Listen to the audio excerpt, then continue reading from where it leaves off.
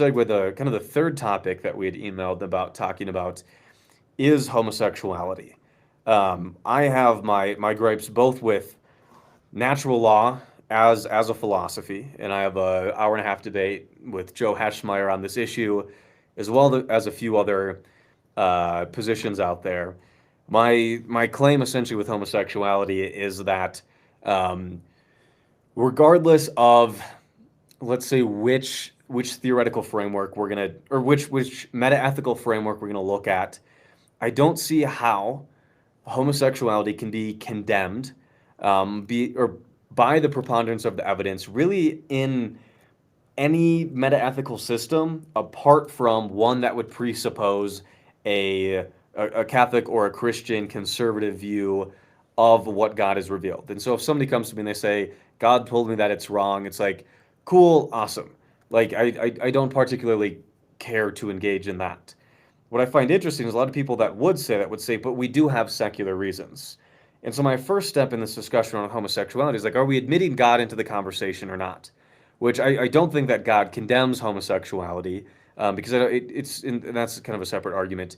But yeah, if somebody wants to prove why homosexuality should either be discouraged or illegal from a secular perspective, I love engaging that conversation as long as it stays in purely in the secular arena. I find to be a quite interesting conversation.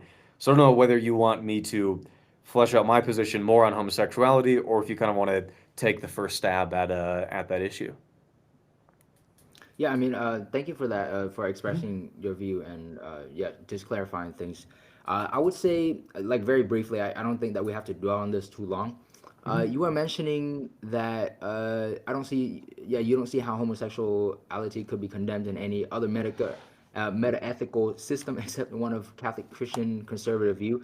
Well, consider, for example, like a non-theist Mhm. somehow, finding some very interesting argument that does not need a kind of Catholic Christian conservative worldview. I think that that's very well possible that he can find, hey, this is a point wherein I see that homosexuality would not work. So that clearly is possible. Secondly, I would say I think you were mentioning, yeah, you don't really care about God saying that homosexuality is wrong. Uh, Even if, like, for example, if we do examine the biblical data, perhaps you don't think that God really does condemn homosexuality.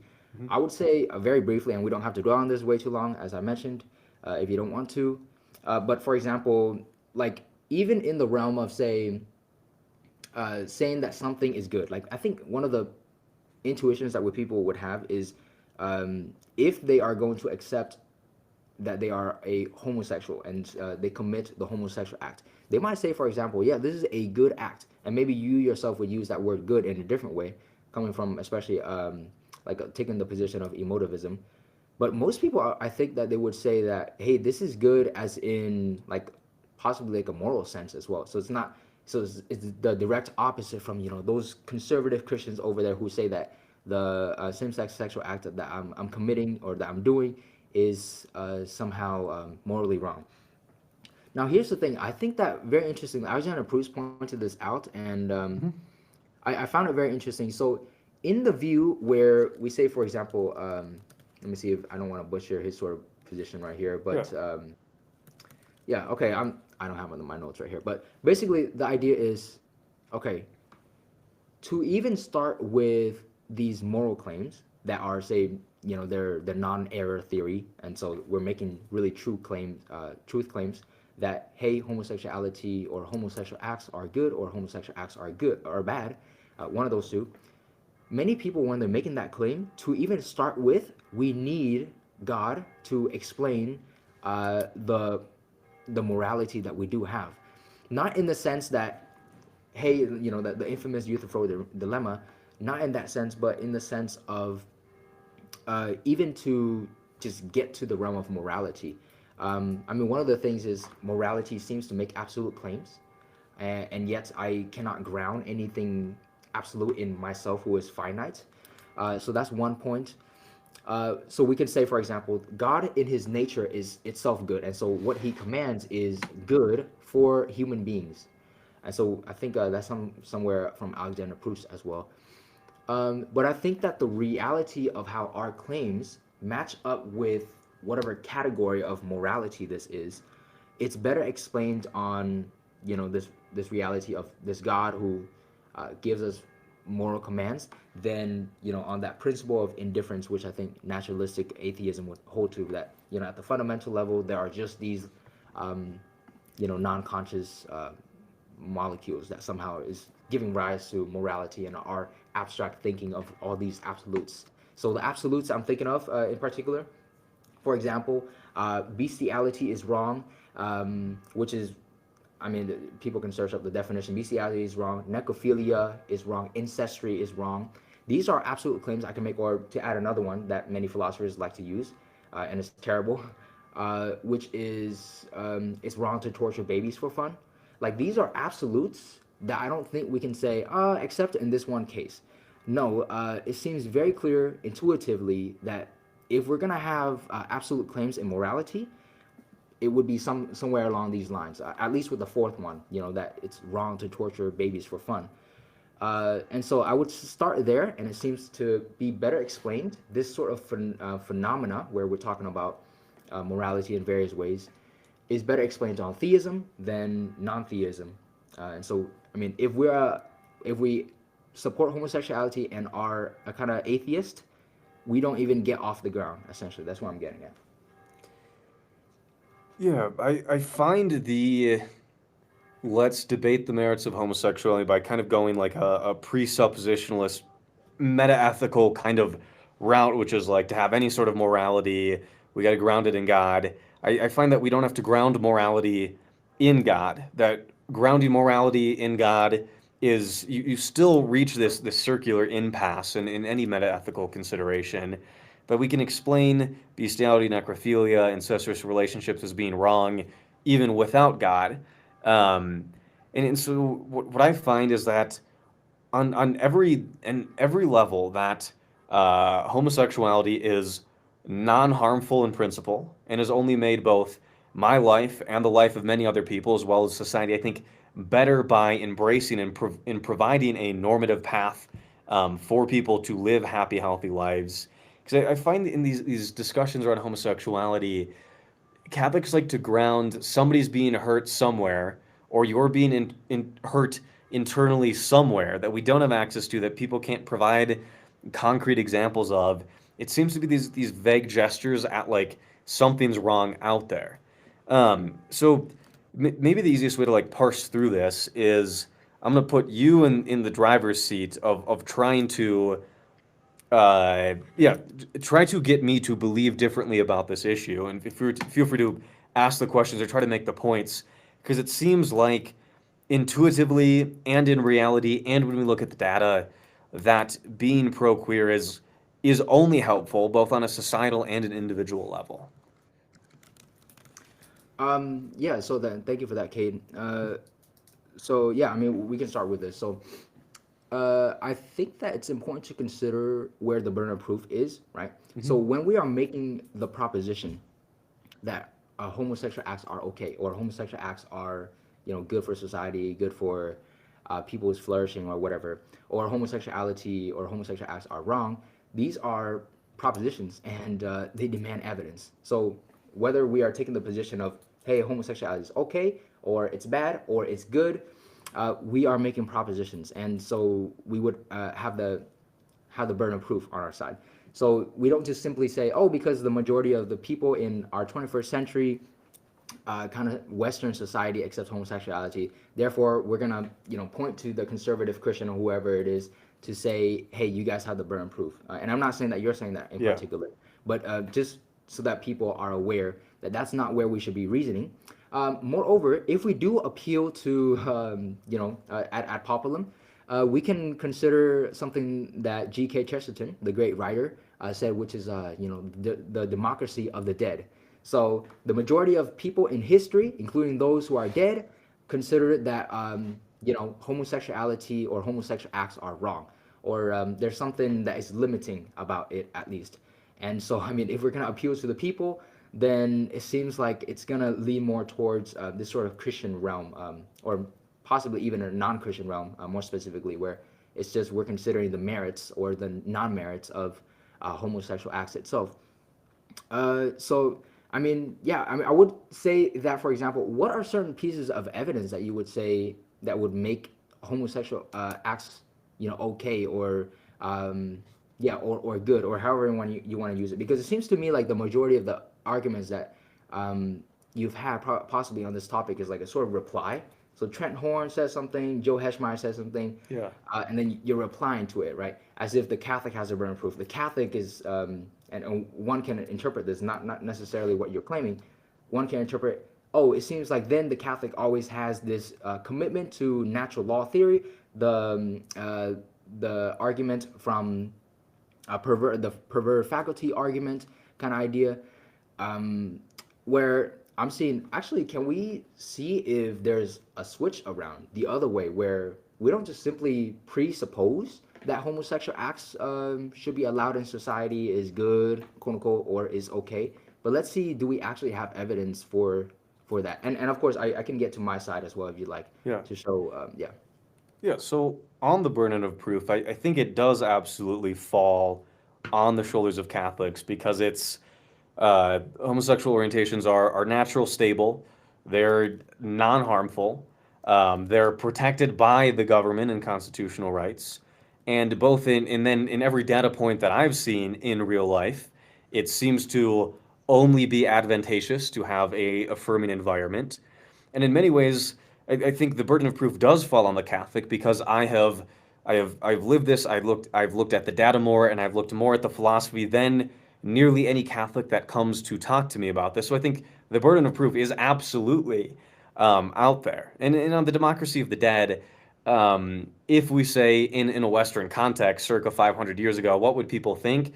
I don't know. Historically, we've had a number of societies which have not followed kind of the Catholic sexual ethic by any means, and have been in some ways much more promiscuous in how they live out in society. And so, like, how would I start building the positive case for homosexuality? Is that I think people being born this way, or people having both natural and permanent same-sex attraction. First, it doesn't prove that it's okay in of itself, but it makes us confront the data, which is to say that like homosexuality isn't a fad. It's not something that people choose. It's something that is innate, and that innateness is what makes us kind of like, so we have to confront this from a societal level. So then we move into like the pro level, which is if we have a homophobic environment, or let's say a non-affirming environment, to get away from loaded terms, all of the long-term data points to being in a non-supportive environment leads to worse mental health outcomes, leads to loneliness, leads to singleness or mandatory celibacy, leads to suicide. We know that people don't flourish inside of these repressive systems. And on the opposite side, we know that from the data out there that affirming environment is the best predictor of somebody's well-being who is forced to confront the fact that they are gender non-conforming or non-heterosexual orientation in marriage, and that people live happy, healthy lives that and happen to be gay or bi or trans or queer, like whatever label we want to throw in there. That it seems to only help people's lives to embrace that identity, to live in healthy ways, and to have an affirming environment around them. So like I said, the innateness and the stability makes us confront like what to do. And if we only have a few options that are on the table, if we have to take action, we know statistically speaking, one side leads to harm and one side leads to flourishing. And so it seems only intuitive to go to, hey, we want people to live the best possible lives, not in this like hedonistic way, but both on a societal and an interpersonal long-term way. It seems like being gay is pretty dope. I think is what I'd throw on the bumper sticker. Okay, yeah, thank you for that, Cade. Yeah. So, seems like burden of proof on Catholic, and I would say, well, I mean, you did, provide pieces of evidence, and providing pieces of evidence does not necessarily mean that a claim or the conclusion is true, but you provided evidence for your burden of proof. And the reason I'm so insistent on, those who are holding to the proposition that homosexual acts are okay or homosexual acts are good, or they're non-harmful, they lead to happiness. These are propositions, and naturally, if we learn this in Logic 101, propositions, there we should provide proofs for them. And so, absolutely, the burden of proof is still on your side. But we don't have to stay over there because you did, try to provide certain pieces of evidence. So you mentioned, for example, so homosexual acts, that kind of lifestyle, homosexuality, it's naturally stable, non-harmful, protected by government, and it's only advantageous. So consider, for example, I want to try this. I haven't really thought about this too much, but I mean, consider, for example, slavery, right? So like slavery back then, where in this possible world where there's slavery back then, we find that somehow the slaves actually enjoy being enslaved, okay, in the kind of American slavery way, not just some kind of indentured servitude or something. So they're being, terribly whipped. They're working long hours outside, but for whatever reason, the pain is not the same as in our world. Okay, so in this kind of understanding, it seems like it's not exactly harmful. The slaves are willing to go with it, and say it's protected by the government as well. And both sides, the master and the slave, they're willing to commit to this. Okay, so they just continue with that. Plus, like, okay, if we free the slaves, what about like how they get jobs and how they're going to start learning from the very beginning? It seems like, okay, with these slaves, at least they're gonna get some kind of food, some kind of shelter. Okay, so probably not. I don't think these are ideal conditions, but in this possible world where slavery, real slavery, as similar to American slavery, is happening, could we say that because this is not harmful, that it's somehow advantageous in the sense that these two sides are willing to commit to these ends? The slave is going to pick the cotton, and the master is going to rule the slave. Could we say that this kind of slavery is okay, or would you say that this kind of slavery is intrinsically wrong? And I know that you probably hold to the view that it's not. There's no such a thing as things being intrinsically wrong. If you could expound on that and provide evidence why you hold to that claim. Yeah, so it sounds like you just described like an employee-employer relationship, right? You kept using this language of willing to commit if it didn't cause harm, right? Like if it didn't cause harm, like it didn't cause harm. Like it seems tautological to go to like cook up a hypothetical. Um, and this is what I I find endlessly frustrating about these homosexuality conversations is like they quickly get abstracted to like these grave meta-ethical concerns out there somewhere in the ether, and somehow to have an intelligent conversation around homosexuality, like we have to cook up these hypotheticals that are out there. Um, I mean, yeah, like, owning people is wrong, full stop. I don't see where that's going, nor how that relates to homosexuality. Because, like, at a certain point, we have to inhabit the dialectic of the people that are having this conversation. Um, yeah, and it seems like the data points that homosexual orientations are natural and stable, which makes us confront what to do. And if the options on the table are some spectrum of either being affirming or non-affirming, it seems like the data of human flourishing is drastically towards the side of affirming. Um, and in many ways, like in my Joe Heschmeyer debate, he's like, well, like it's a post-enlightenment idea of like human flourishing. It's like, yes, I am fine admitting that like my axiom is I want people to live happy, healthy lives. Like if we can agree on that and like proceed the conversation from there, like I'm fine with people knowing my fundamental presupposition is like I want people to be happy in a healthy society. Yeah, it's kind of my shot at an interesting hypothetical. Hmm. Yeah, thank you for that, Cade. I think you mentioned, okay, so I wasn't too sure where you were going with this, but you mentioned, okay, if slavery did not cause harm, I was wondering, like, would you say that's okay or not? Later on, you did say owning people is wrong, full stop. So even in this case where it's not causing harm, both parties are really committed. The man is really picking cotton and all the rest, and we're still recognizing as slavery. Um, you would say that it's just wrong, full stop. So I mean, the reason I bring this up, this sort of possible kind of thought experiment in the first place, was not to provide like a, hey, you have to absolutely be dragged to this. Well, I guess yeah, I mean, I don't accept, for example, emotivism. So, I mean, there's going to be some kind of discussion, I would imagine, about that. So, I mean, we do get dragged pretty far from the particular, but we could discuss the particular. I would say that what this shows is with your original kind of claims as to why homosexuality was okay or good, I don't know how you would describe it still, was naturally stable, non-harmful, protected by government, only advantageous.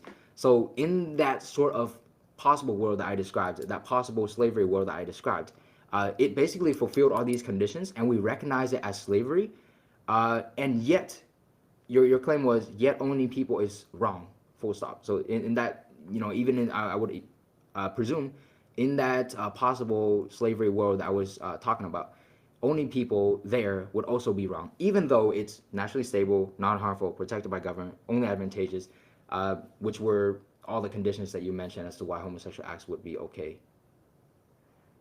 I mean, yeah, if we define slavery as a optional consensual contract that people can enter into insofar as it doesn't hurt people and only leads to human flourishing, then like yeah, and also like if we defined this pen as a monster truck, then like I'm holding a monster truck. Like right, if we fundamentally redefine all of the words that we're using, yes, you can get somebody to sort of gotcha with the term slavery. But it sounds like in this hypothetical you just uh, described employment under a capitalist system at best. Um, yeah, I'd be more interested to diving into maybe, do you think, as the Catechism says, that there's a non-negligible number of people with homosexual attractions, and we're forced to confront the reality that people have lifelong attractions to members of the same sex. Do we have agreement there? Yeah, definitely. I affirm everything that the Catechism says. And I would like to start first. I mean, I realize, a lot of this has been really philosophical, but I Yeah. definitely recognize the deep, you know, struggles of all kinds of human beings, heterosexuals who struggle with pornography, masturbation, and all the rest, and those who are, committing same-sex sexual acts, and all the rest. I recognize that very deep pastoral emotional concern. First and foremost, in my day to day, if I'm out evangelizing, I'm not speaking this fast. I'm not Yeah. speaking with Cade right here. I think Cade is, somewhat of an intellectual, to say the least. So that's why I'm speaking in this more philosophical way. But I do want to slow down and recognize that I love people. I love everyone, including those who struggle with homosexual, attraction.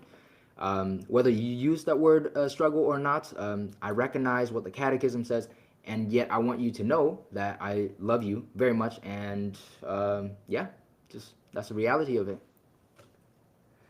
Yeah, yeah.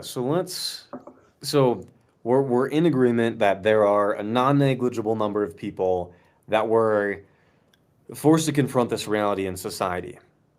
And what it seems like, according to the vast majority of scholarship, as well as the vast majority of anecdotes and lived experiences, is that when people live in a open, accepting, and affirming environment, they do better by nearly every metric that we could conceivably measure, both self-reported and objective. And what I find is that Catholics on this issue tend to abstract the harm to this ethereal, non-obvious, non-intuitive, uninvestigatable fig Newton of our imagination that somewhere harm is being caused by somebody being gay. And that doesn't seem borne out in the data. And even if it was borne out in the data, it still seems like we have the even bigger elephant in the room, which is choice. Right? Like there's two big discussions here, right? One's the societal level. What are the things that we allow people to do within society? And for example, like I don't smoke and I think smoking's terrible. But would I make it illegal? No. But would I tell somebody around me who's considering smoking or drinking? I would tell them no, but I'd still allow it to be legal. Um, and so it seems both on a societal and on an individual level, the data is that uh, society and people do better when homosexuality is a stable, societally recognized institution. Yeah, thank you for that, Cade. let's see. So various points right there. You mentioned the vast amount of scholarship when people live in an open and accepting environment, they do better. Okay, I'm not exactly sure what the scholarship is. Honestly, I'm more interested in the philosophical kind of questions because I'm sure you have done your research. Um, I mean, at least one of the things that I can mention is apparently they're having certain researches showing that, hey, in homosexual acts, people tend to receive AIDS and all that more. But like, okay, what does that really do? I guess that's one harm. If you're not, using proper protection, getting tests and all the rest. I know there are certain things that you can do, to really make sure that you have safe sex. You mentioned Catholics tend to abstract, to this other worldly realm of how homosexuality is wrong. Well, I don't know how Catholics do it really, but I just really want to do it the way that is philosophically sound. I mean, we can say, for example, the same with certain atheists or certain non-theists who tend to abstract to this other realm of how certain things are wrong or certain things are right. Okay, people do certain things, and that's up to them. You mentioned even if homosexuality is wrong, we still have a choice. Okay, well, specifically in the Catholic realm, and this is my claim as well, it's morally wrong. So it's disanalogous to the smoking example. In the smoking example, it's unhealthy. So it's not morally wrong. It's not like smoking is immoral or anything. I think smoking is very unhealthy. And actually, sadly, I know one friend who may be, well, he does smoke a lot. I'm not sure if he's addicted. So God bless him. I pray for him. He's trying, I guess. But, it's not immoral. And so the government can allow that, and people have the choice to do what they want. Whereas with my claim, which is that same-sex sexual acts, they are morally wrong. The government should not provide protection for that. And I mean, it seems like we sort of just been going around on this realm. I can bring forth certain arguments that I think would work. And I'm very modest, by the way. Just to be clear, I'm not exactly convinced by the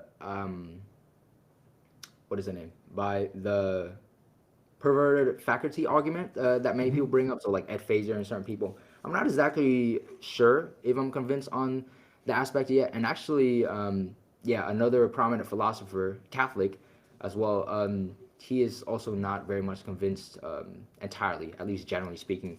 So, I mean, it's not like you have to be committed to that to show that same-sex sexual acts are wrong. I mean, for example, you don't even have to be a Catholic. You could just be a general Christian, or like I mentioned, a non-theist. And think about another argument that would show same-sex sexual acts are wrong. And so I have two arguments lined up if you would like to give it a listen. Yeah, that'd be awesome. Yeah, okay. So to start off with, consider, for example, premise number one, same-sex and opposite sex sexual relationships are on par. Like, that's something that we would agree with, okay? I think a lot of people would agree with that. Second, Are or aren't on par? on par. So, Okay. PAR, yeah. Then number two, the second premise is heterosexuality, homosexuality, and bisexuality are on par. So, hey, they're just on the same level. And persons of one orientation do not have reason to try to change to another. Okay, I'm gonna try to really summarize and do justice to this argument. But basically, this is, once again, from Dr. Alexander Pruss, a Catholic, PhD, philosophy, PhD, mathematics. Okay, I don't know why I'm mentioning that. But he's super awesome, right? From Biola University. Essentially, I'm going to try to summarize. Consider that we have George, okay? And George is only attracted to Albanians, okay? He's not attracted to anything else. Albanians? So, I mean, or you can just switch it out for a race. So George is only attracted to, like, Koreans.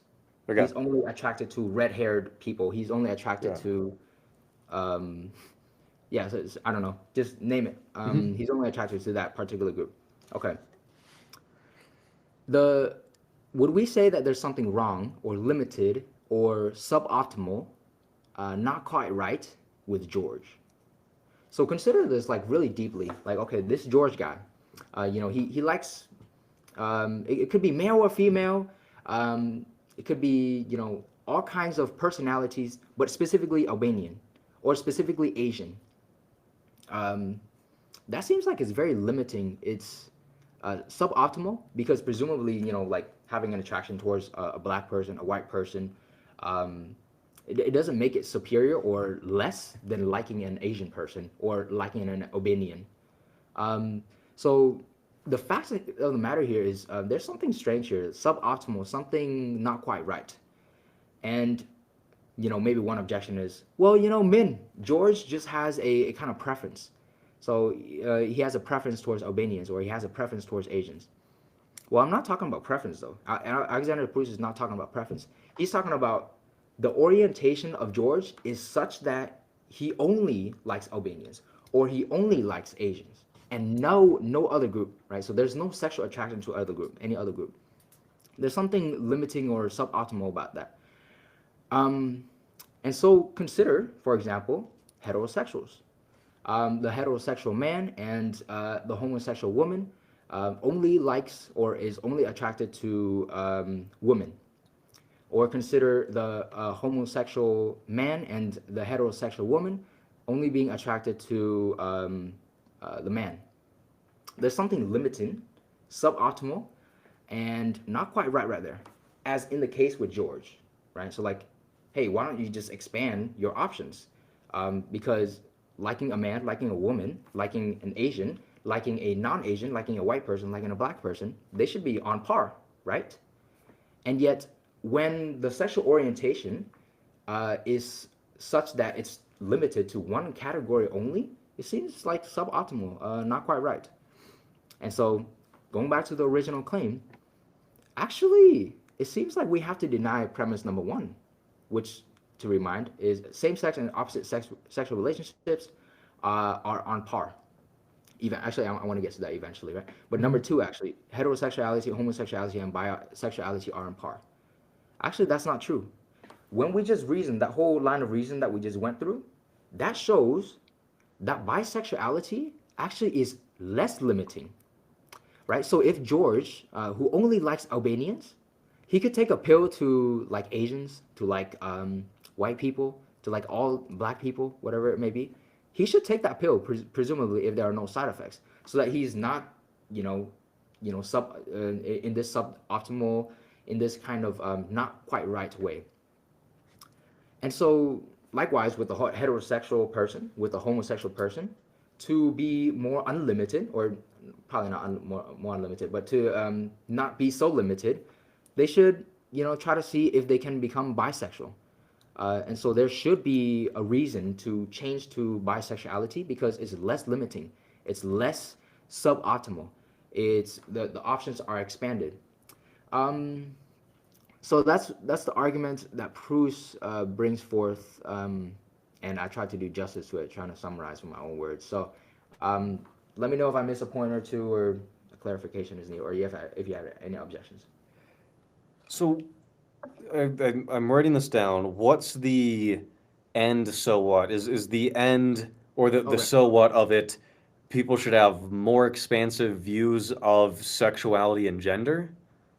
Okay, so my fault for Yeah. man, this is definitely a No, butcher, but the basic point is when we have heterosexuality and homosexuality not being ideal and it itself being limited, not quite right, suboptimal, if there's a pill for this heterosexual person to be bisexual, he should take that, presumably no side effects.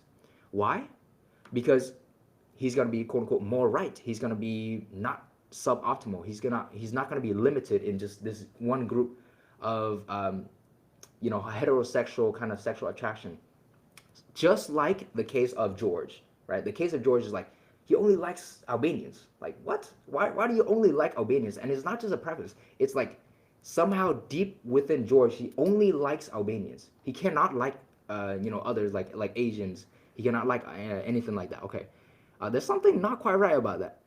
And so, actually, we go back to we see that premise number two is actually false, right? So heterosexuality or heterosexual persons and bisexual persons, that it's not on par. Or sorry, at least the sexuality itself, not the person.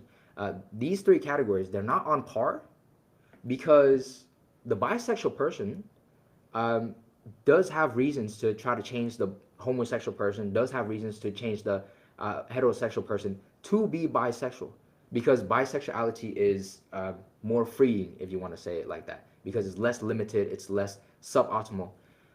And so, what happens then is, do we want to commit ourselves to that claim that bisexuality is actually more ideal than homosexuality and heterosexuality?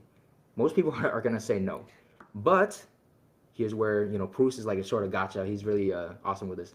But if you say no, you're not going to commit yourself to it, then something is wrong with either homosexuality or heterosexuality.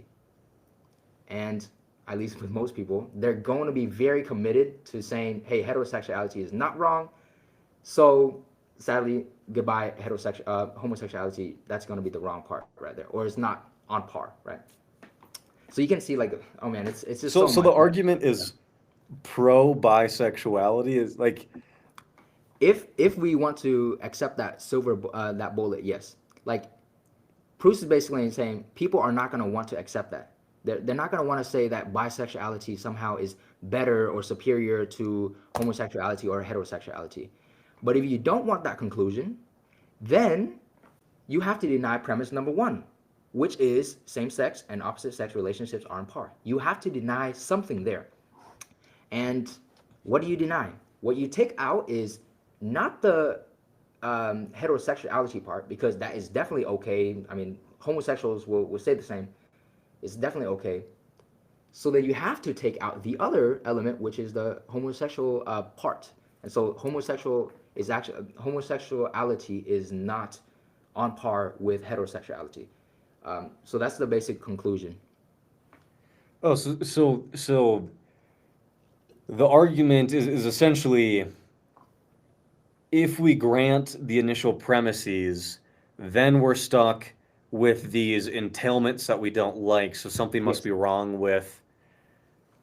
Okay. I mean, the language is going to come down to on par, right? Like, Mm-hmm. is better than are obviously going to be different claims. Like, if our measure for sexuality is who has the most available sexual partners, then like our bisexual kings out there certainly are going to have more options. And if we lived in a society in which the only thing that we optimized for was a total available sexual partners, then yes, then bisexuals are kings. Um, but I don't think that's what people mean when they say same-sex and opposite-sex relations are on par. Because in a certain sense, I would bite the bullet that I want to live in a society in which sexual norms among adults are more open, are there for more negotiation, can be nuanced over time. So I'm gonna on par, and is bisexuality preferable? Like in a certain sense, yes, but also that's not the sense in which I argue for same-sex and opposite-sex relations being on par. Because obviously, same-sex and opposite-sex relations are not exactly the same thing because there's a naming convention that's different. I think what people mean with on par is whether it's moral weight or societal recognition or statistical harm or how you treat the dignity of somebody's relationship, I think is what they mean by on par, not best for quickly scrolling through Tinder for the most number of hookups. Um, Right. yeah. Okay. Yeah. Thank you for that. And that's a great objection. I think this is one of the big things that one can bring up. And of course, Alexander Pruss, what do you know? He predicted it. He basically says, yeah, well, in basically one of, you can see it, like this is public in his blog. One of the guys basically brought up, hey, Pruss, what about the unclarity that we have on Unpar, like maybe reproduction wise, or just the limited options, unlimited options, more freedom in the options. Okay. Pruss says, well, the vague definition of on par that I gave involved a conjunction of features. It seems difficult to hold that both the relationships and orientations are on par in respect of all these features. So let's see. Okay, he continues. I think the point is a little bit more than pragmatic. There's something wrong with George, right? So like something suboptimal, not quite right with George. He is being held back from human flourishing through an irrational limitation on his relationships. Like, hey, George, why is it only Albanians? Why not black people? Why not white people? Why not Asian people? Why Albanians? What's going on with you, right? So I mean, obviously, if this is something he was born with and he didn't choose, there's nothing we wouldn't say that's like morally wrong on his part. Say, for example, but there's just still something wrong with George here.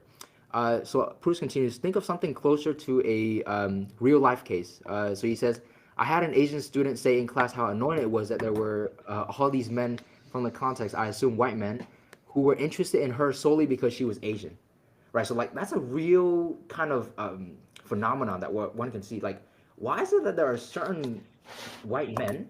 I'm not saying obviously all white men, right? I love white people. I love all kinds of people. But this sort of phenomenon where it seems like almost as if this girl is right, which I don't think she is, at least always. Why is it that there are certain white men, some white men, who seemingly are so attracted to women and possibly only attracted to Asian women? There's something strange about that. Like, hey, what about women? What about black women? I know one can have a preference, but why only that group? And if we have that case where George only likes Albanians, like he cannot like any other race, when liking other races are actually on par, there's something wrong with George. And so too, if we say that, homosexual liking is just this one category, and then heterosexual liking is this other category, and then bisexual encompasses both, there's something, if we go with the same logic, there's something wrong with the heterosexual. There's something wrong with the homosexual. So let's take that pill and become bisexual, right? So that the options are expanded. So that's the basic analogy as to why, George was brought up in the first place, to show that there's something suboptimal about this, not quite right. And the basic point is we want to keep our intuition that actually bisexuality is not superior to homosexuality. It's not superior to heterosexuality. But if we want to keep that intuition, then premise one is false, which was let me read it specifically, same sex and opposite sex, premise two would be false, right? So like homosexuality, heterosexuality, and bisexuality are on par. They're not on par. But if we want to reject that, we reject number one, which says same-sex and opposite-sex sexual relationships are on par. They are actually not on par. We're going to have to take one of them away. Is it same-sex sexual relationships that are, not as favorable, or is it the opposite-sex one that is not as favorable? One of them has to go, and our stronger intuition is that opposite-sex sexual relationships are at least okay. They are good to some people. And so the other one that has to go is, okay, goodbye same-sex sexual relationships, because that one would have to be suboptimal. Yeah, so this is not the direction that I think I've ever seen an apologist go down. So kudos to you for finding something new, instead of most apologists find something cooked up so long ago that it's well trodden. Actually, Aquinas said this. Yeah, it's precisely that. This is a conversation that on the connection between kinks, fetishes, orientations, societal and systemic racism. Like this this reads like something out of like a 200 level like gender theory class. Which I find fascinating, and also a conversation that I don't think I've ever seen a Catholic go down. So, a few things. One, I think the syllogism breaks down with definitions of sex and gender, as well as with orientation, right? Sex, gender, and orientation are all these vague amalgamations of societal distribution on essentially graphs, right? Sex is bimodal. Gender in some way is more than bimodal and closer to a spectrum, but yet still tends to congregate around things. And then orientation seems to be like a step above that in vagueness. And I think also a particular fetish or kink around a race isn't is not quite as stable, is not quite as widespread. It doesn't necessarily make us confront a fact, and is different insofar as you might have like an interpersonal therapeutic approach to somebody with let's say somebody attracted just to Albanians. But then I think the bigger question is like if your friend who's only attracted to a particular race ends up in a relationship with somebody of that particular race, um, you're not going to treat them differently, right? Like we have societal recognition of a relationship for heterosexuality. We don't in the same way for homosexuality. And that it seems like even if my friend is only attracted to a particular race, I'm going to still treat their rights, their societal recognition of the relationship in the same way as if they had found a different race. And on your line of wanting to keep keeping our intuitions, um, seems to be quelled as soon as like we wade into the realm of gender abolitionism, which I feel like is a conversation that most faithful Catholics aren't willing to like parse out a discussion on gender abolitionism. But um, yeah, and so same sex versus opposite relationships are on par. They're different. I think what people mean with on par, and maybe my argument for them being on par, is that I'm going to treat the final results of somebody's, let's say, dating the same, regardless of gender and of race. That being straight, being gay, and being bisexual are on par. They're different. I also think, I mean, a big practical nuance of this thing is that, in a certain sense, bisexual folks don't report having more sexual partners because there's both a confluence of straight women who aren't willing to be with them, as well as a certain chunk of people of the same gender who would be with them that won't, right, like won't be with them. And so, in certain ways, once we admit like bi erasure into this conversation, like that premise seems to break down. And also on a pragmatic route, like we don't see the stability or the prevalence of a fetish for a particular race as we do with an orientation towards a particular sex or gender. Is kind of how I'd parse through that. Yeah. Okay. I'm not gonna lie. This argument, I had to sit through. I Yeah. think hours, literally hours, just to finally understand this. So, kudos to you, for being here with me. Okay, but let me try this other way. Yeah. After still probably not understanding the full thing, Pruss is a genius for this. Consider this. Okay, you have George. Hmm. He likes Albanians only. There are these other options. Like he can like, any other race, Asian. He can like whites, and his liking of these other races or other people liking whites, other people liking blacks, other people liking Asians, they are on par with George liking Albanians. But it's the fact that George can only be attracted to Albanians that is the problem. That is exactly where things go wrong. Why is it that he cannot be attracted to Asians or blacks or whites? Right? And so too consider the the heterosexual. He's attracted only to females. Okay. But if we want to keep that claim that liking another person of the same sex is on par with this heterosexual liking the female only, then it will be analogous to the case of George. That's exactly where we're trying to go with this, right? Yeah, I mean, I don't know how to really explain this. I'm just trying to. So Yeah. you see that there are these categories. It would be helpful if we had some visuals, but you have these categories, and when there's a limiting in just that one category, there's something wrong with George.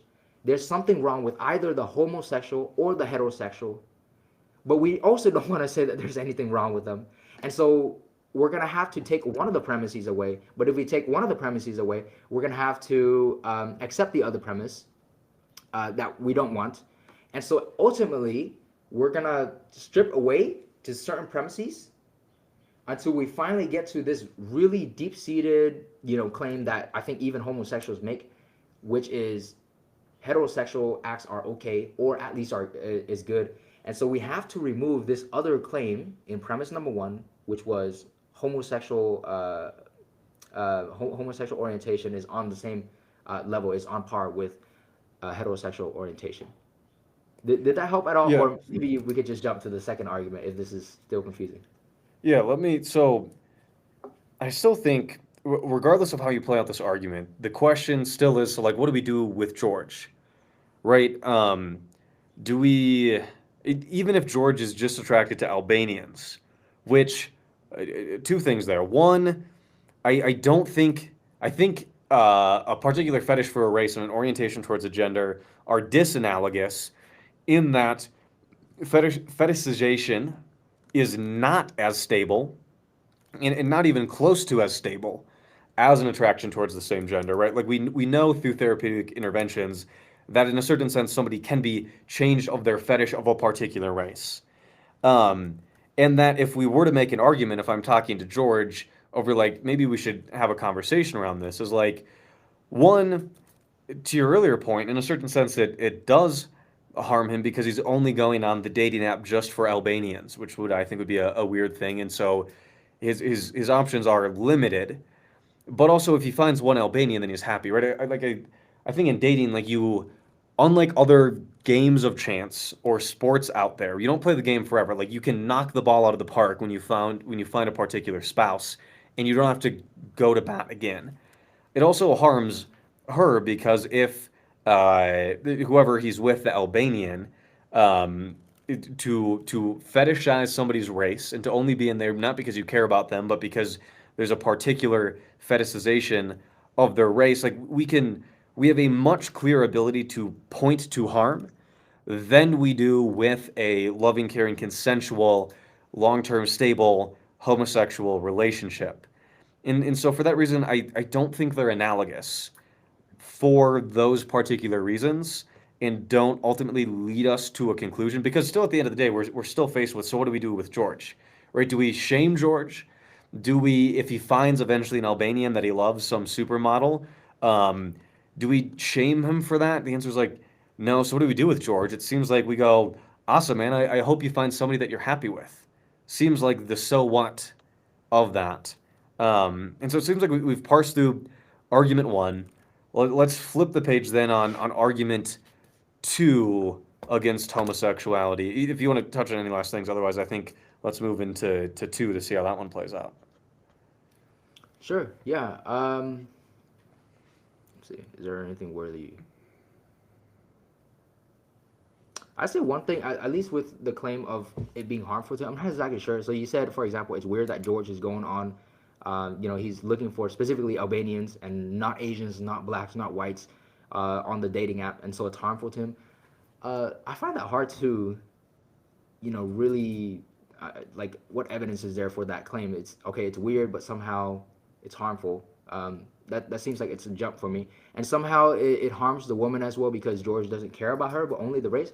Well, consider for example, George finally comes to know this girl. Maybe his initial kind of understanding was, hey, this is an Albanian chick, so I want to get with her. But then eventually he actually develops like emotional connections and all the rest, and so he actually does care about her in the end. And so, do we want to break off this kind of relationship? Is it actually harmful anymore? It doesn't really harm the woman if, for example, it's okay. George is like, hey, I really like Albanians. This is one Albanian, so I'm gonna treat this Albanian really well, and so show my care for her. There's nothing wrong with so like the showing of care to the Albanian is not mutually exclusive to him specifically looking for Albanians. Him looking for Albanians is like something that's prior to him actually getting with this one chick. And obviously, I don't think that, like I mentioned, we don't exactly shame George. Just like, for example, we don't shame homosexuals, like, condemn them and, not show a kind of loving attitude. We should love everybody. There's a kind of guilt that I think does come with all kinds of people, even heterosexuals who are addicted to pornography or whatever. A kind of guilt can be a godly guilt. 2 Corinthians 7 verse 10 shows there's a guilt that leads to death, and then there's a guilt that leads to repentance. So guilt, shame, I think that these can be uses for bettering our lives, but we don't just shame a person per se. We don't just simply do that out of hate or anything, out of spite. Yeah, so that's what I would say. It, If you would like. and maybe like this will get clarity here. Like I'm okay if George finds an Albanian and only wants to date Albanians, right? Like I'm not interested either on a in a personal like pragmatic way or especially let alone on a societal level like getting George to change, right? To your point, if he finds a relationship that he's happy in, she is aware of what's happening, and they get to know each other. Like I don't, I think I'd be happy for him, right? At the end of the day.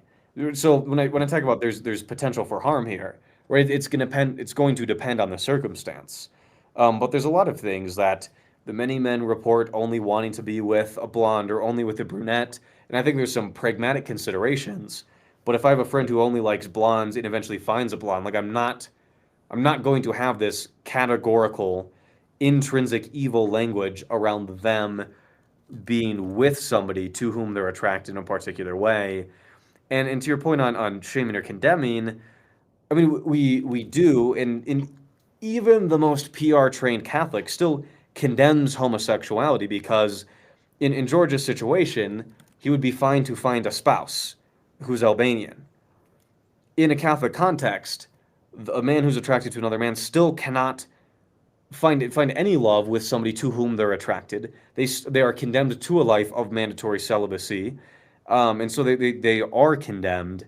Um, yeah, I find this breaks down beyond like a pragmatic concern and like a situation that you might have or a conversation you might have with your therapist or like your women's studies professor. Um, yeah, so let's maybe move into to two here because I think we've exhausted that one. What would kind of be the second argument that you wanted to hit on homosexuality? And there's a reason I sighed right there because I realized I made a mistake. This is actually an even more confusing argument than the first one. I should have started with this one. But okay, let's see what we can do. Okay, so note number one, we're gonna start first with certain assumptions. And once again, lo and behold, this is from Dr. Alexander Pruss himself. Um, so all props to him. Okay, so this is not me being innovative or anything. I'm just like, let me sit here for hours trying to understand this, and when I understand it, I'm gonna stick to it. That's cool. Okay, number one, the assumption is that sex is a deeply humanly significant good. Okay, it's like why I think so. I forgot where I got this from. Probably his book One Body. The basic reason is, hey, that's probably why we go into the room and that's when the sex happens. Um, that's also why we're a little bit more this is from my understanding, right? Why we are a little bit more discreet about it. So it's like, hey, I really want this partner, and so I'm not gonna just blurt it out for no reason at all. I'm not just gonna go crazy with it as in like a daily talk or about another subject. But basically, I think that's an uncontroversial kind of assumption. Yeah, sex is a deeply humanly significant good. Another assumption, deeply humanly significant, independent of sex, or sorry, good, independent good. I should rephrase that. It's a deeply humanly significant, independent good. Okay, which is the complete striving of a biological whole in uncontracepted heterosexual intercourse. Okay, so those are certain things that we're going to go off of. And of course, that second premise is more controversial than the first one, lo and behold. Can you reread two? I have one Yeah. down. Two, there's a few points. What would kind of be the distillation of that? Yeah, so two would be deeply humanly significant independent good of sex equals the complete striving of a biological whole in uncontracepted heterosexual intercourse. So that's that. And then here's basically the argument um, as to really where Proust goes. Okay, so premise one: each kind of deeply humanly significant pleasure is a way of affecting, relating to an independent, deeply humanly significant kind of good in which the pleasure is taken. Oh my goodness, that's the first premise. Okay, let me explain. Basically, in my understanding, the significant pleasure is taken in something good, not something empty, right? So Hmm. one of the so like you don't just take pleasure in anything. Okay, Bob is down in the basement. He's taking pleasure in torturing the baby for fun. No, that's not the pleasure that is good. That's a pleasure that Pruss would call, for example, empty, according to my understanding of him. I don't want to strawman him, right? So that's a basic min summary. Significant pleasure is taken in something good, not something empty. Seems uncontroversial. And as shown by the Bob example, and just name any other example. Okay. Premise 2, there is no deeply humanly significant good in same-sex sexual activity when the couple takes no pleasure in the activity. Okay, so that's the premise. So min summary once again. If there is no pleasure in same-sex sexual activity, then there is no deeply humanly significant good in same-sex sexual activity. Okay, so that's going to be very controversial because some people might say, actually, no, there's something deeply humanly significantly good in this homosexual act because of this psychological union, not just the pleasure, right? But I would say that one way to, okay, let me just table that because it's fairly long, right? I have an answer to that. But third premise, climactic sexual pleasure is deeply humanly significant. So min summary, climax is significant, right? We think about that. Fourth, climactic sexual pleasure is a pleasure taken in sexual activity. That's Pruss. Min summary, the climax is only significant because it is the climax of the good of sexual activity. So when we're asking, why is this sexual activity of these two homosexuals good? We might say, well, it's because of the climax of this pleasure. But the problem here, as we continue in premise 5, okay, I'm not even going to read what Pruss says here because he talks about P and G and all the rest. Let me just give my summary. The pleasure of climax comes from the good of sexual activity. So like, it helps to have visuals, right? So originally we were claiming homosexual activity is good because of the climax of pleasure, and yet the pleasure of climax only comes from the good of sexual activity. So if the pleasure of climax fails to come from the good of sexual activity, then the pleasure of climax is empty. Okay? So essentially, if you don't have this pleasure of climax, this sexual act that one is doing, it's empty. Well, empty, if we remember that Bob situation, it's not the same, but it would be analogous in that pleasure is taken in something good, but if there's nothing good about the homosexual act other than the climax of pleasure, or just pleasure in general, then that pleasure is empty. Premise 6, it is wrong to deliberately induce an instance of deeply humanly significant kind of pleasure when the instance is empty. At this point, I think I'm just going to summarize.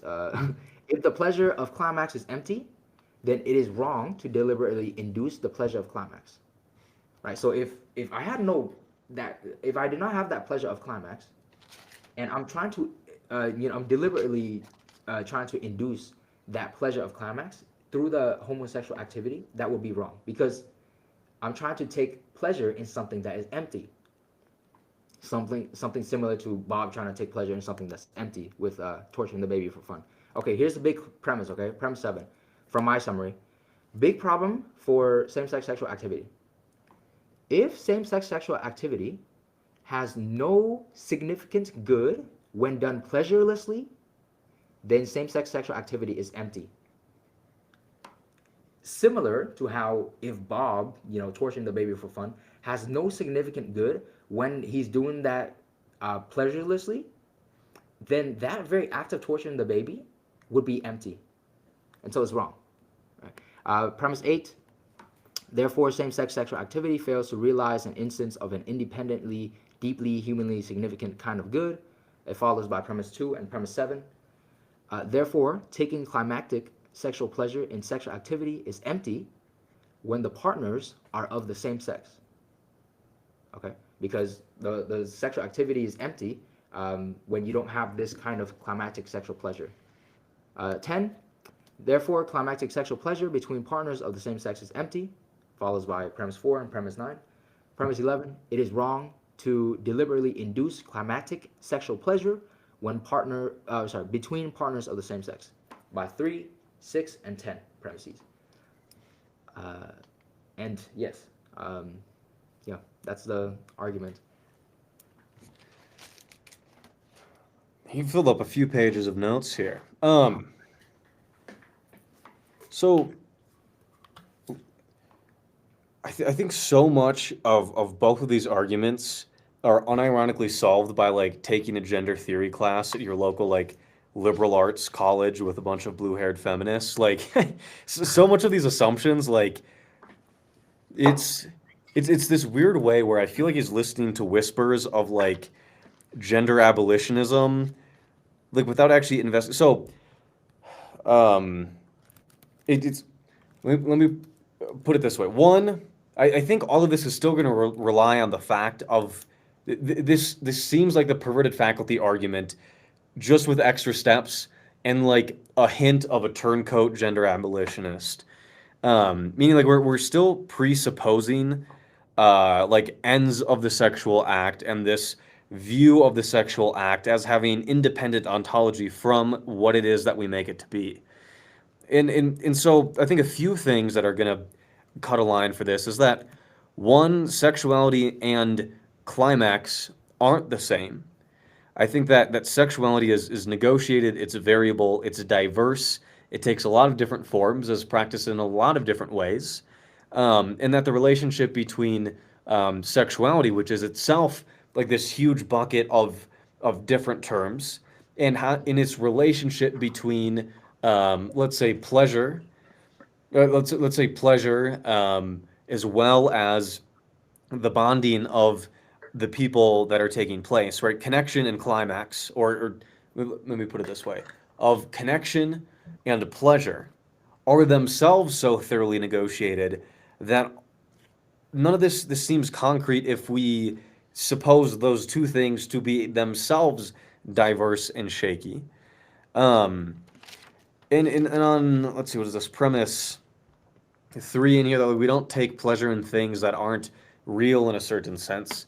I think we do. I think people take pleasure in a lot of things that are subjective, that are negotiated, that um, that aren't objective. I think there is significant good in both the straight and the gay sexual act. And before we even throw it down, like we're presupposing that sex is truly a binary and that sexual intercourse is a binary. So that seems to break down. It seems like there are goods both in pleasure and the connection of the spouses in homosexual activity. And that, I mean, all of this could, you can have both straight and gay sex without a climax to begin with. Um, yeah, it strikes me as it strikes me as yeah, just the perverted faculty argument with extra steps that doesn't take into the account.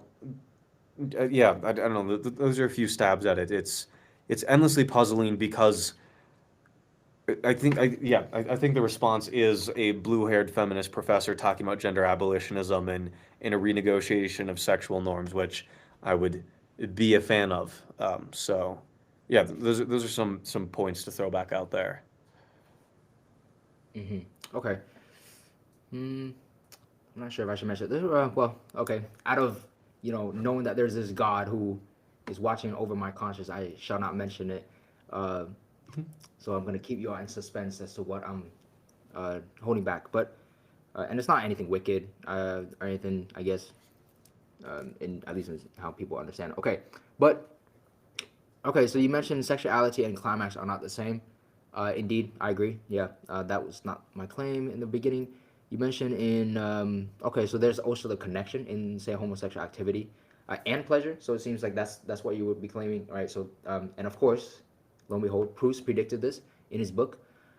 So remember our beginning assumption was that sex is a deeply humanly significant good. I think it can be. Okay, so okay, would you say that in all cases it is, or for all human beings, it is a deeply humanly significant good? No. Is there a reason perhaps as to why So, for I example, think I would claim that even those who are celibate, um, sex would be a deeply humanly significant good for them. I think some people do have sex casually and recreationally, and I think a lot of people do see it as this deep, deeply significant thing in their lives. So, does the descriptive statement like sex is a deeply and significantly human good? Like, I wouldn't disagree, but I don't think it's an exhaustive statement. I think sex for some people is purely recreational and fun in a way of blowing off steam without deep, significant, or profound meaning behind it.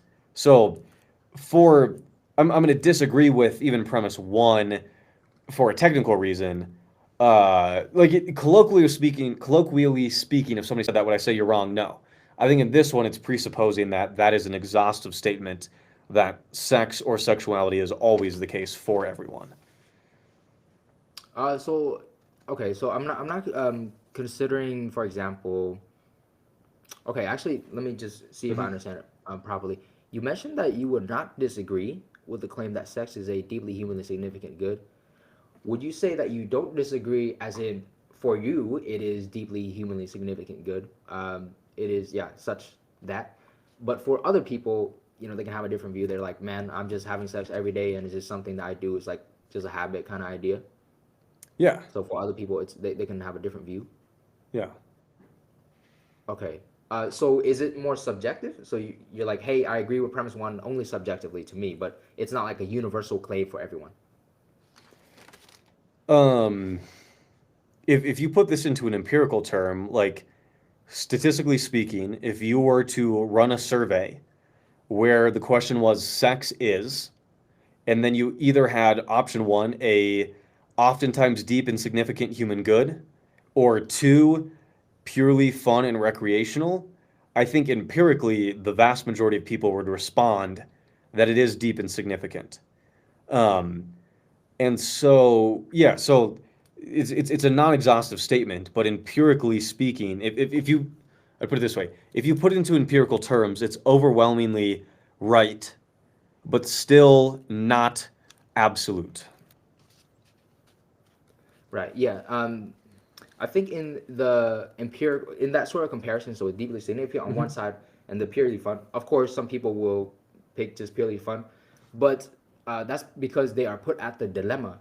For some people, it is deeply humanly significant precisely because it is fun, and so there's no dilemma in the first place. Like if you just put pretty purely fun for them, and that's precisely why it's deeply humanly significant for them. They're gonna be like, yeah, heck yeah, that's why it's deeply humanly significant for me. That's why I do it every day, even nonchalantly.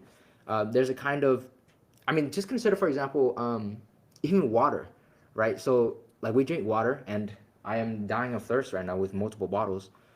Uh, with that, we would claim that that's a deeply humanly significant good, at least in the biological sense. Even if, for example, like if I had to choose between water or Coke, in a survey, I might just choose Coke. But not knowing that actually, yeah, obviously I'll still need water in my day to day. I still use water as an analogy to that sort of dilemma that you're posing. Like some people might think, oh yeah, purely fun. That's like the Coke, and it's I hope I still get that deeply humanly significant claim when I do this purely fun act. So for them, it's like a kind of merging. It's not a dilemma, if that makes sense. But honestly, like this is not too big of a premise that I think one has to really agree with. The basic points, though, I think you were mentioning at least connection. If you would like to go here, connection. So Pruss also mentioned this, right? So there are basically he mentions three candidates as to why if sex is a deeply humanly significant good, say for Cade or say for Min, if that's the case, then there are three basically candidates, right? So one is like, hey, it's probably because of, as we mentioned in premise number two. Let me just get it right, because of the complete striving of a biological whole in contracepted heterosexual intercourse, or it could be in the realm of psychological connection or spiritual connection with the other person, which is probably similar to what you were mentioning, or it could be for pleasure, right? And basically, I think many people, as you were indicating earlier with the dilemma, like, is it purely fun? A lot of people would choose, yeah, sex is there for me because of the pleasure. But Pruss is like saying, well, the problem here is sometimes sex doesn't have pleasure. Uh, it could be even painful. So, for example, people, women with, I think the word is dysorgasmia or something of that nature, where basically there's pain in orgasm among lesbian couples. Like, that's not pleasurable. But if that sex activity, so if we go back to it, right? So if this same sex sexual activity has no significant good when done pleasurelessly, right? So in this case where there's orgasmia, then that same-sex sexual activity between the two lesbians is empty, because we have to look for why it is even a significant good to Min or to that lesbian out there. But if the only reason is pleasure, and when it's done pleasurelessly, then where is the reason as to why that same-sex sexual act is even good in the first place? If pleasure is in the first place taken in something good, right? So consider it like this. Once again, with the visuals, the lesbian has sex because of pleasure. She's like, hey, I want to do this because of pleasure. But she realizes, actually, I have dysorgasmia. So what's the point of me going forward with this sex? There's no good point. There's no significant, humanly significant good anymore. And so that's number one. And number two, she could actually get more pleasure elsewhere. So perhaps, for example, this woman, she's more inclined to eating vanilla ice cream. And so she's like, hey, actually, I'm going to go out with my lesbian girlfriend and we're going to have some ice cream. And actually, the pleasure there is more intense, holding hands and then sunset, just name it, okay? It's actually more intense than her same-sex sexual activity in, with her lesbian girlfriend. But that's actually where I think is the problem. Because it seems like our intuition is actually sex should be something that is more deeply humanly significant than just merely holding ice cream and all the rest. That's why we put it in the category of romantic, love. And whereas, with the love of holding ice cream and having that sunset and sharing the ice cream, I mean, you can sort of just hold your cousin's hand. You can share ice cream with your cousin or maybe your sibling, your mom, whoever it is, and look at the sunset like, wow, mom, thanks for, bringing me here after my girlfriend broke up with me or something, right? That's a lot of pleasure, but seemingly romantic sex should be a more deeply humanly significant good than this this love between the mother and the child, or this love between the cousin and whoever it is out there. And so the basic point is pleasure can be had elsewhere. So pleasure is not essential to the sexual act. But if pleasure is not the essential thing to the sexual act, then when the homosexual engages in sexual activity and there is and it is done pleasurelessly, then that same-sex sexual act that he or she is committing to is empty. And if it's empty, one should not try to deliberately induce that kind of empty pleasure. Going back to Pruss, yeah. Yeah, once again, this is endlessly fascinating, because this is what this is exactly what you talk about in a gender and sexuality course. So a few things here.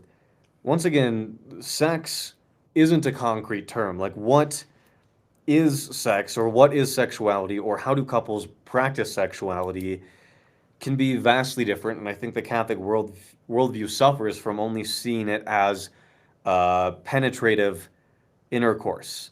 There are disabled couples that have amazing sex lives, but yet don't penetrate the correct orifice that the church would put out there. Sometimes sexuality in some couples don't engage in certain things or do engage in different things, and what is considered sexual is in many ways negotiated and so diverse that this that anytime we see like the word sex in any of these syllogisms, like we have like a pile of ill-defined leaves that we're like trying to hold together in the wind. Um, so it may be addressing towards the end, where you're talking about what's the essential element of the sexual act. I would say is informed consent. Where like I'm not particularly interested in what a lesbian couple does or doesn't do, as long as we first have the condition of informed consent met. Um, from like a societal level, on an interpersonal level, like there's going to be an element of harm and well-being that like we have in these conversations. But like sex being meaningful or not, the question becomes like according to who? Like I don't know this hypothetical lesbian couple that we're talking about, but we could just ask them why they do different things. And pleasure, once again, there are so many different things that we mean by pleasure. That I think in my own life, the pleasure that I get from eating a good meal is very different than the pleasure that I get from running 100 miles, is very different than the pleasure that I get from sex, is very different and completely disanalogous from the pleasure that I get from being with my family and friends. So pleasure itself has different types and meanings. And so and pleasure isn't just a pure utilitarian measurement of various hormones in the brain. Because yes, like, can you have more oxytocin from ice cream than from pleasureless sex? Yes. But if we're looking at this idea that you put out there that like our intuition is that sex should be more meaningful than ice cream, in many ways is just that, like an assumption of how other people are to live. I think of people in an open relationship in which sex with somebody besides their partner is less meaningful than finishing the good TV show that they've been watching for weeks on end and want to watch the finale together. Um, and so yeah, I don't. I think as soon as we let gender abolitionism in here, as soon as we allow renegotiations of societal norms around sexuality, relationships, and the institutions that we build, all of this turns into soup because these are, in many ways, these are real life conversations that both myself and many other people have had, and I think that normal people have, or should normal people's a loaded term. I think secular, or maybe even the broad term of non-Catholic couples, do have precisely all of these conversations that you're laying out. It seems like this only seems to be an argument in a Catholic sexual ethic by closing the doors to the outside world and then being forced to confront the same conversations that are endemic to the human condition. Yeah, I mean, at least thank you for that, Cade. With Yeah. the ending part, I mean, once again, it seems like we are just, in a way, are trying to psychoanalyze or, Mhm. have a kind of guesswork as to people's motivations or whatever it is. I'm not really interested in that. I would say, by the way, I do have like 10 or 15 minutes Cool. because I actually have another conversation with Oh, another person nice. right after this. So for me, it would be 9 o'clock. So right now it's 8:44 for me. But yeah, okay. So let's see where we can get. Let me see if I can get some clarifications Hmm. in the pleasure. So you mentioned, I think, different kinds of pleasure. So I agree there are different kinds of pleasure. Would you say that say for example, the pleasure in same-sex sexual activity or in that act, is it a romantic pleasure? Most of the time, yes. So okay, so why would you say most of the time? Sorry, actually, let me Yeah. clarify, right? So there's informed consent, as you mentioned. I think you mentioned informed consent, and it's just this lesbian who met this other lesbian on this dating app, and they're like, hey, let's get together, and they're both going to have sex. Would you say that that's the case where it is a romantic pleasure, and they don't have this orgasmia or something like that? Oh, you're talking about the couple that can't have penetrative sex or the couple that does? That can't because they're lesbians, right? Or I mean, Are they still female. feeling romantic feelings? If I would assume so. Okay. So, what would you say is the difference between the romantic feeling with these two couple uh, going and eating ice cream or writing a book together or feeding the poor at the soup kitchen and still getting pleasure from that? What would you say is the difference there? Like, there's this pleasure in the sexual realm and then there's this pleasure elsewhere. Like, what would you say is the difference? The difference from the romantic angle or the pleasure Yeah. angle? So the romantic connected with the sexual act that they're doing versus feeding the poor versus writing the book together, eating ice cream together with the sunset. I think even from a Catholic standpoint, that you can build a more meaningful and romantic connection, let's say going on a date with somebody to volunteer at the homeless kitchen, in many ways can be more romantic than disconnected, terrible sex. Right? Like I think I'd agree with you that yeah, I think many people can have a more romantic and a deeper connection through non-sexual things than through sexual things, and vice versa. That in many ways, sexuality or expression thereof can be more romantic than going to the soup kitchen, but it is subjective, I think, at the end of the day, right? Like what do people form romantic connections doing? It would seem a good question to ask people. Yeah, and I would answer probably similar to what you're saying. Like, hey, these two people, they like each other. They're feeding the poor at this soup kitchen, and they're saying, hey, this is a romantic kind of pleasure I feel. I'll probably go your route as well. Like if I didn't find out about this argument from Pruss, I would probably say, yeah, that's a romantic love they have. But actually, Pruss would argue no, or somewhere specifically, a romantic kind of pleasure, romantic love. I think Pruss says specifically, but in where I'm going, it's romantic pleasure. I now would say no because of what Pruss says, which is consider, for example, that instead of this lesbian with this other lesbian, just forget one lesbian. This one lesbian is just now feeding the poor with her mom. It's just eating ice cream with her mom. It's just seeing the sunset. It's just writing the book with her mom. There's still that pleasure. That dopamine rush is still there. What makes it essentially different from the lesbian? And basically, Pruss's answer is actually romantic loves. Basically, he says. I think he. Oh man, I should have had this in my notes, but this is Min interpreting it, so possibly not what Pruss is saying. The essential thing that comes in romantic love is that it is a bodily union, so bodily sexual union that is co-joint towards the end of reproduction, or I think Pruss would more argue like it becomes an organ, and so there's this striving, not necessarily that reproduction does happen. So like infertile couples, there's still a striving towards reproduction. Just as, for example, in a football game, the players are striving to win, even if they do not win. At least they are in the game. They are with the right players. They have the right equipment and all the rest to be striving towards winning. So too with the couple that is infertile, they're striving towards that victory of reproduction, so to speak. And so that romantic love essentially is a biological, organic union wherein there is the reality of one flesh, quote unquote, that biblical data.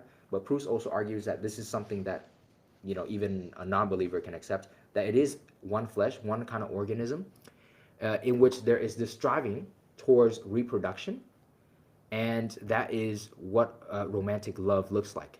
And the reason he specifies it such is, as mentioned with some of the other examples, like, hey, what about what's the difference between this romantic love versus just doing this with your mom? Like, yeah. I think a helpful analogy that's kind of getting at the same angle is me going to get ice cream with the President of the United States is going to be different than getting ice cream with my grandpa. Um, and there's certainly nothing objectively different about that societal interaction, except for the massive elephant in the room, which is the social norms and institutions and expectations and relationship that is being expected to be informed or to be created.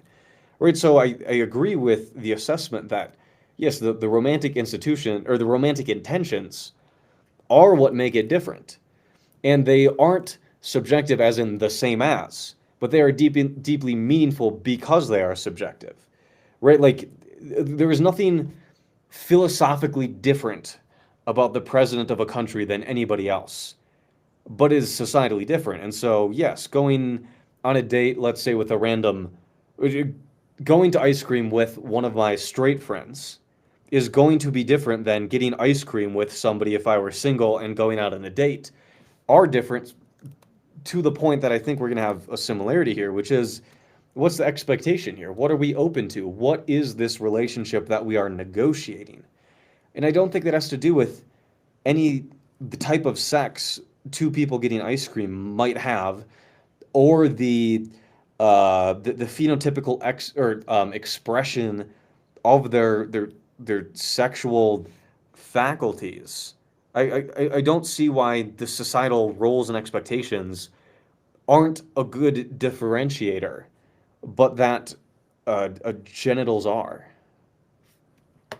Yeah. Yeah, thank you for that. So it seems like so ice cream with grandpa versus the president. By the way, I have like 5 minutes because I Yeah. want to use the restroom before the other meeting.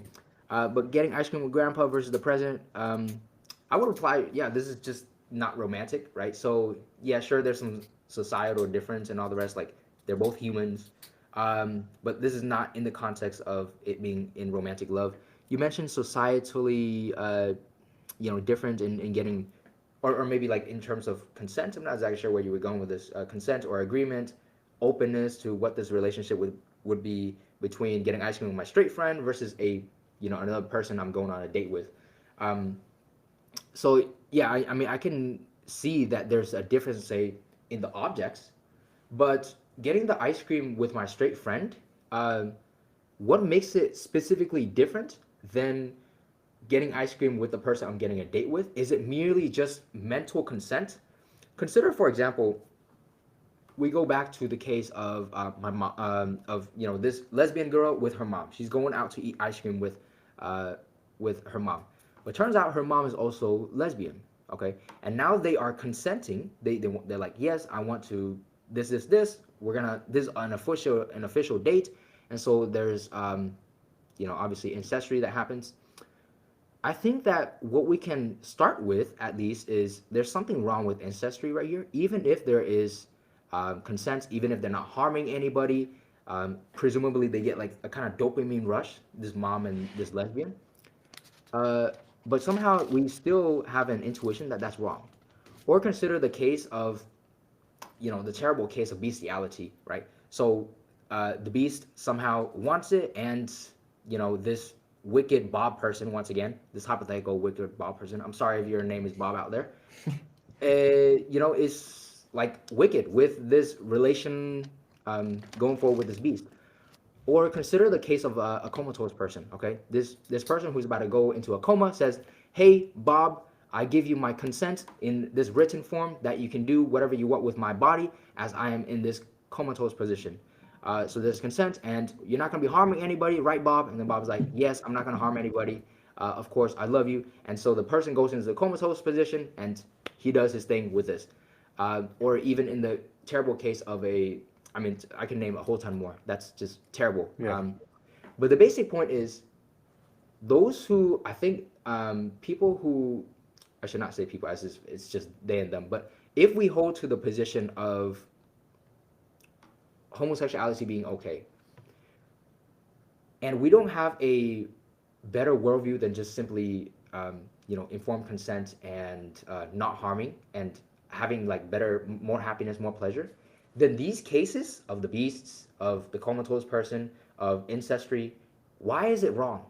Is it wrong? Well, okay, there's consent. It seems like okay with the animal, like the animal is going forward. Yeah, Uh, I'll disagree on that first premise there. I don't think consent is there. okay, Because okay, I think consent, right? So we talk about informed, enthusiastic, ongoing consent seems to explain away most of these cases, as well as if we allow some sort of rule utilitarianism and societal good, some form of virtue ethics in. And maybe the ending note is like, I was just doing an interview with Dustin Crummett on ethics, and one okay, of his points is like it's not Catholic conservative sexual ethics or complete like calculated utilitarianism where we're like pipetting distilled amounts of harm. There are a number of sexual ethics and meta ethics surrounding these issues that seem to inform the data where we don't have this false binary. And I think perhaps another episode we can dive into all of these different ethics because it's not quite as simple as you're making it seem, and there are compelling answers to incest, bestiality, necrophilia, all of these other um, rules out there. So that would probably lead us into another discussion, but we got to get you out of here so that you can get to the next interview. Yes. Okay. Thank you so much, Cade. I really appreciate Yeah, you, and much love to everybody out there. I genuinely mean it from my heart. It's great to philosophize with you, Cade. awesome. Perhaps we'll have to have you on again. Where can people find you and what you're posting and the work that you're up to? On YouTube, Apologetics Catholic, Instagram, Kenio02, so KENIO02. You can also send me an email if you have a question, comment, or anything like that at, oh my goodness, this is actually Vietnamese. I speak Vietnamese as well. So Min, so MINH, and then last name HOANG, and then KINHTHANH at gmail.com. Okay, so that just basically means Min, my last name, Bible. So in That's Vietnamese. awesome. And yeah, if people out there go check out his work, and if you want to make all this work possible, we're on Patreon for early access to all these episodes, and we'll see you guys in the next episode.